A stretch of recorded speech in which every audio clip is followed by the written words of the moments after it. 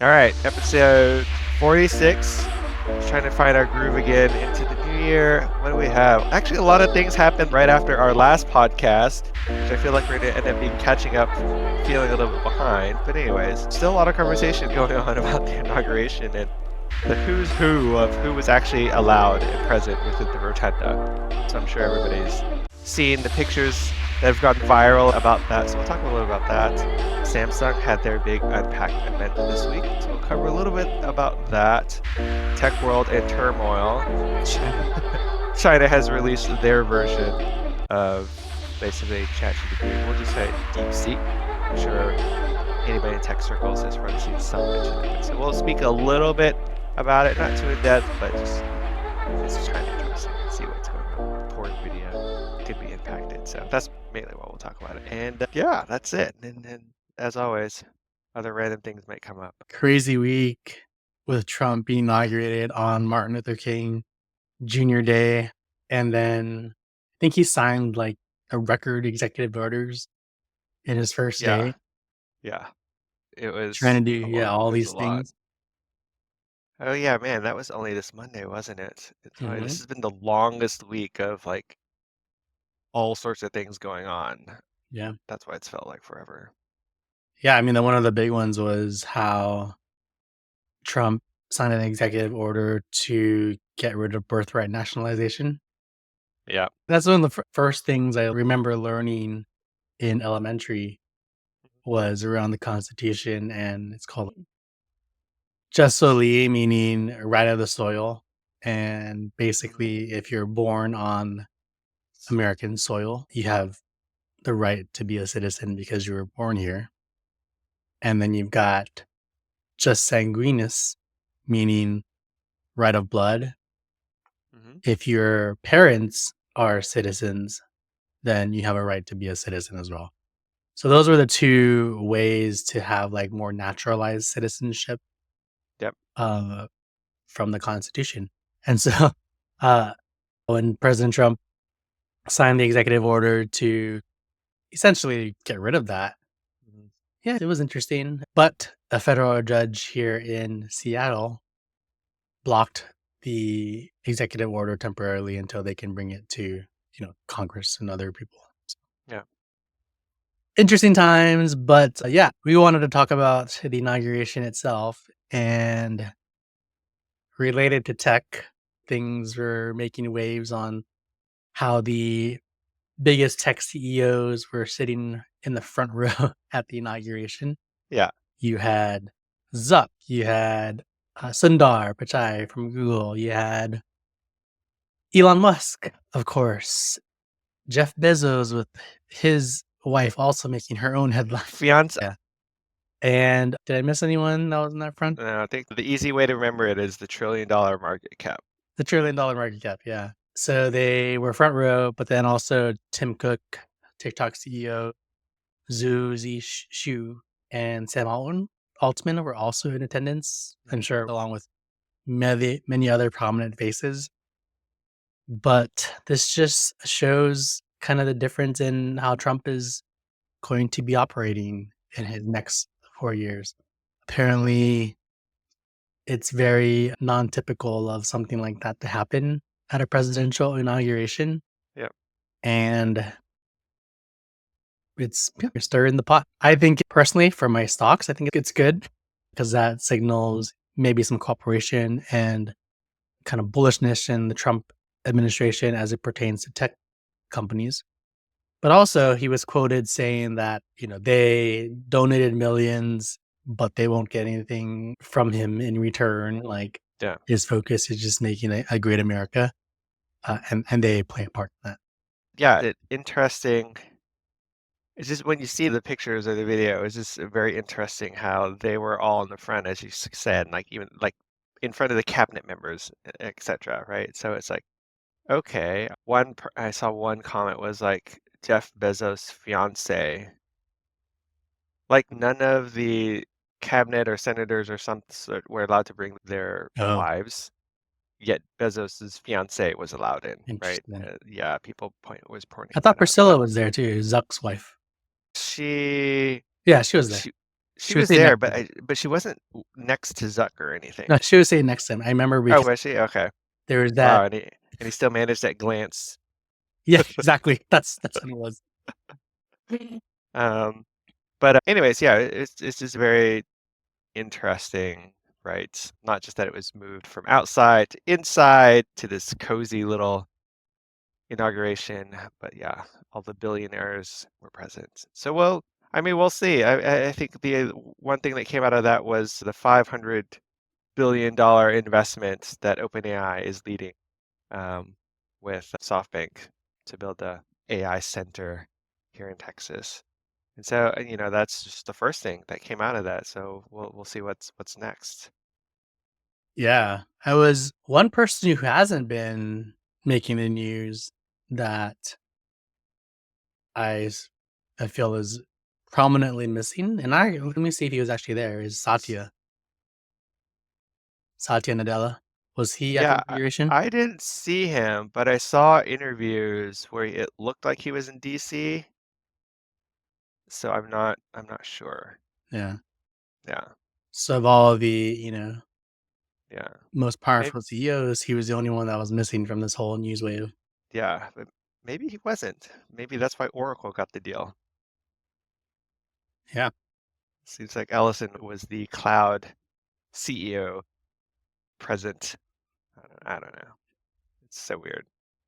Politics. Yeah. But anyway, so that's what our presidency is going to be for the next 4 years, is things like that. Yeah. So and then Jensen wasn't there, I guess. That's another prominent Did not CEO. see, yeah, Jensen was actually not there. He said there was going to be someplace else. It did seem kind of weird that Yeah. he wasn't there. On that in that row, Zuck made sense to me, Musk made sense to me, Sundar kind of made sense to me just because, Google is trying to Yeah. get back up there Yep. into the race. Yep. Bezos kind of didn't make sense to me as to why he was there. He is there to make amends for the last term Oh, because they were not on good terms back then, but yeah. now Bezos is. But I think Bezos is probably there because of Blue Origin, likely, right? Space. He can't have Musk get all the investment to go to Mars. I don't know why we're going to Mars, but we are. I saw this video where I think it was at Sunday's pre-inauguration dinner party or something. I don't know, somewhere. Maybe it was in Mar-a-Lago, but the Trumps were taking a family photo, Oh yeah, yeah, yeah. I and remember that. then Trump Yeah, called Musk first buddy, yeah, yeah, yeah, and then he took a photo with them. yeah, yeah, Oh man, yeah. But we'll see. It's been a crazy week. Yeah. So investment. Trump made that. What was it? It's almost like almost JFK-ish that we are going to plant the American flag on Mars, which obviously that is solely aligned with Musk's mission for his SpaceX company and yeah, likely to get billions and billions of funding to do that. Uh, yeah. I'm gonna predict that SpaceX IPOs this year. you think so? I think so. Yeah, I wouldn't be surprised. Yeah. Other than that, related to tech, Netflix had huge earnings to kick off tech earnings season. So let's see what happens this week because there's a bunch of other earnings coming up this week. Yep. Hopefully, the trend continues. Yeah, this is big tech week. There's Meta. I think most of the Mag 7 are releasing this week too. Yeah. All right. Well, week one of Trump's presidency down. Only week one. Yeah. Oh man, only week Many more one. weeks to go. Yeah. For those of you impacted by the migration going down, that's already taken an effect. Like I know you're down there in Texas, so you're far from the border, but um, saw lots of videos and news around illegal immigrants actively being deported now. Yep. So it's happening. Yep. The the ramifications of it we're probably not going to feel for a few months, and then it might be too late. Yeah. You know what I mean? Not just from the humanitarian side of it, but also just from the economic side of it. You're already starting to see people like take like videos like on TikTok and such of like empty fields. So like So labor. Yeah, from which a is going to labor cause a perspective, supply squeeze. yeah, like nobody's out there, picking your vegetables, or there's nobody, at the restaurants, at the hotels to do any work. And it's like, yeah, this is what's going to happen. And you don't see the people who were complaining about jobs being stolen lining up for those jobs. Yeah. Yeah. I think there's an underestimation there. But like I said, it you won't feel it immediately, but if it will, we'll see what the actually long-term effects of it are. It's kind of Yeah. scary, to be honest. Yeah. All right. Well, we'll continue to pay attention to that.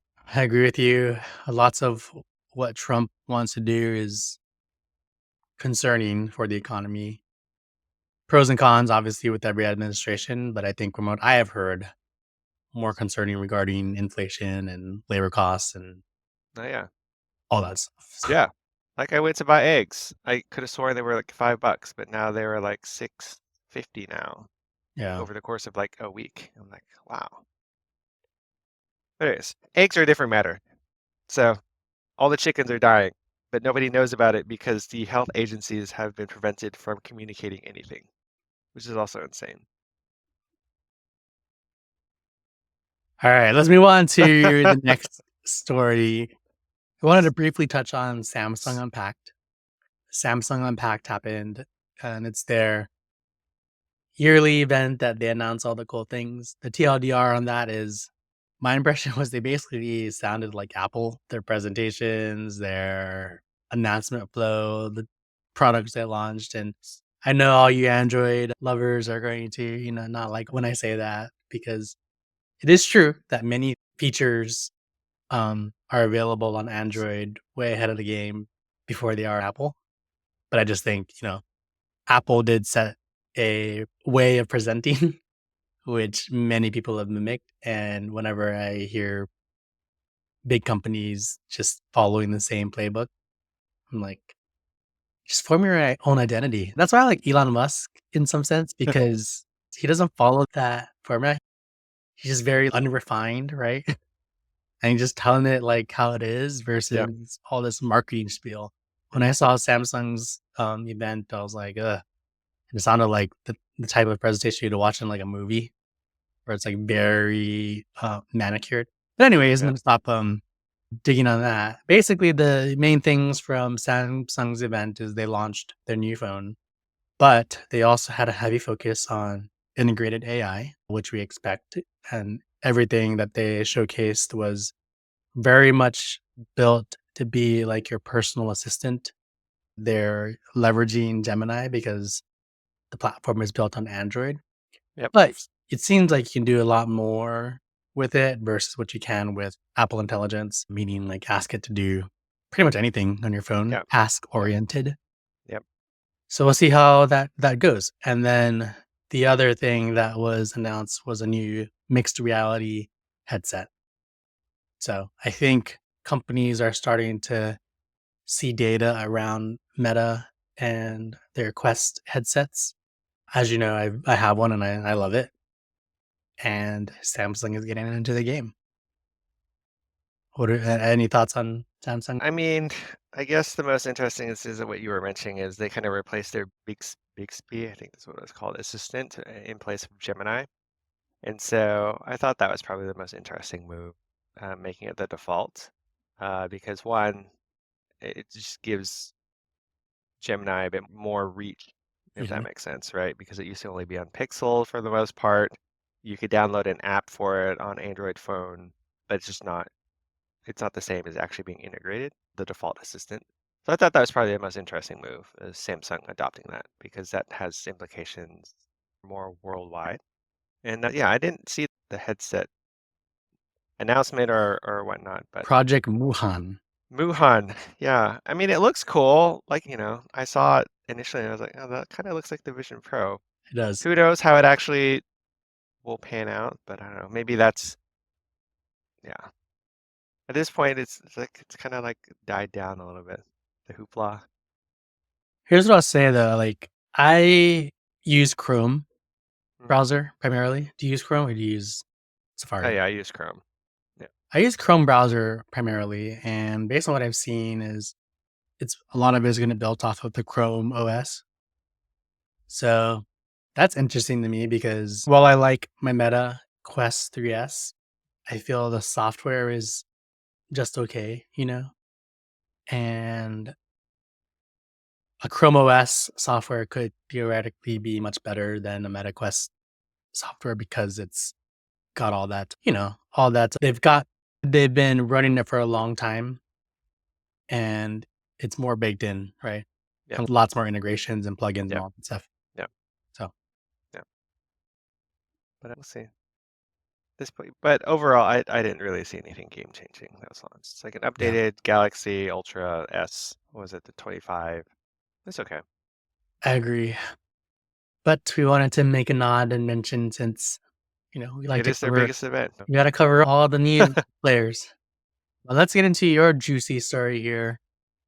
Yeah, so this is going back into the world of AI. So this week, on Monday, apparently, a Chinese research company, firm, whatever, launched a version. This company is called DeepSeek. And what they basically did is they launched or they released kind of like an open source version of their LLM AI model, which apparently is taking the tech world by storm because they did it on the cheap. And apparently it performs way better than ChatGPT's most current model. And when I say cost-wise, it's cheaper. What was the numbers I was looking at? It's like 3 to 5%. Wait, let me pause. Pause. Oh, okay. Basically, it's like 3 to 5% of the cost that OpenAI, Meta, and the likes of Google have been spending on their AI models, which is it's kind of ridiculous because it kind of unpens the entire thought process of Yeah. you have to spend like hundreds of billions of dollars to be an AI, and this company spent like 10 million or something like that, and the model performs better than what's currently out there. And so this is people are deep diving in this to figure out like why, what have they done, how did this happen? Is this does this mean like the U.S. has lost its lead in AI and China is already taking over? So again, I mentioned that at the top of our little segments, right, where 500 million is being invested, but then this Chinese research company team just launched this open source, and people are like, "What? Wow!" So a lot of things are, I wouldn't say panic mode, but it seems like a lot of people are trying to figure out like, and where did this come from out of nowhere? It literally came out of nowhere. I guess nobody was expecting it, but Yeah. anyways, I think it's good for the AI industry as a whole because if people can spend less to develop AI, then I think that's a good thing. Like it'll make it easier for AI to get out into different use cases in the world. But I also think that this is just very typical of new technology that is going to go mainstream. Like you always have your luxury, high cost technology. We'll use Tesla as an example. mm, The Roadster, super expensive, new technology, Tesla's first foray. You can also even say something like LG's transparent TV, mm. which is $60,000. Is that how much it is? Yeah. 60,000, really? Mhm. Man, right. Fast forward 10 years from now, transparent TVs are probably going to be much cheaper. I think it's probably the same for chips. Yeah. And so while I think there is maybe a concern about it from the tech giants, I think it's less of a, going to demise, the US and OpenAI and NVIDIA, but it'll blow over soon. And a year from now, this will be less of not so much a forgotten story, but less of an overreaction to it, I think. So that's my thoughts. Does that make sense? Yeah. I wouldn't use it because it's, AI built in China and Yeah. who knows what. they can process from what I'm asking it. Yeah. That's the one thing that gets in my mind. It's like, okay, I know it's open source. You can probably go through all the code. Has anybody actually audited the Yeah. entire code base, right? That's one. And then two, yeah, I mean, they definitely took shortcuts Yeah. to do it, meaning like the way they trained the model, etc., was it's not similar to your point, right? They built it on work that has already been done, which kind of helped them. So again, I think there's just a lot of questions around how they got there. When was Still this up in the launched? air. Monday. So this is launched on Monday. Yeah. I'll call it 1 to 3 months from now. It's going to be some like story on how all the flaws of this AI model. You know, Yeah. when you started talking about that, I started thinking about those movies that portray futuristic cities, and then Mhm. you've got like OpenAI, like in the main prominent city, and then you go to the alleys, and and then you've got like this, this other robot that can do some Yeah. interesting illegal things for you, Yeah. Yeah. but you need those things done, so you're gonna go there to get this Yeah. done. That's what it reminds me of. But I'm just like spitballing my reaction based on what I know, because I actually, you mentioned at the beginning, most tech people would know this story. I actually hadn't Yeah. heard about it last week. I am So unplugged. unplugged. I've been busy. Busy building a reef. Yeah, more on that later. But yeah, so I have you. Are you going? You're not going to try it? No, Yeah. I don't have time. Or I guess my interests in this moment are in other areas. Yeah. Yeah. Well, we should. We'll pay attention to it, and I think like now, since it's open source, that's, I think, one thing that's going to give a lot of just hackers and developers kind of more understanding of how these things work. And there could be good things that come out of that. For one, that means there's a lot more that can be done with AI, because now it's, with an open source, allows for the, I guess, imagination or creativity of other developers to do what they want with it. Yep. We'll see. All right. Still early. I thought you were going to talk a lot more about that. Now that I was just gonna mention like just high level because I'm sure there's a lot of tech details we could probably get into, but it'd be kind of boring. I felt like we were going to spend like 30 minutes on it. That's why Yeah. I'm going faster on the other Yeah. ones. No. We're No. actually at 30 minutes already, which is crazy. Not too in depth. I don't want any eng people to call me out. It's like you don't know what you're talking about. I know. You're like, they're going to tell us you don't know what you're talking about. Yeah. Well, I guess, I mean, we can end with crypto, because crypto has been in a wild ride this last week. Just slightly. Trump did sign a couple executive orders related to crypto, right? Yeah. He Yeah. established I guess, a working group A working group. to look into how and if the US can start to create a Federal Reserve of Bitcoin. And then what was the second one he did? He did two.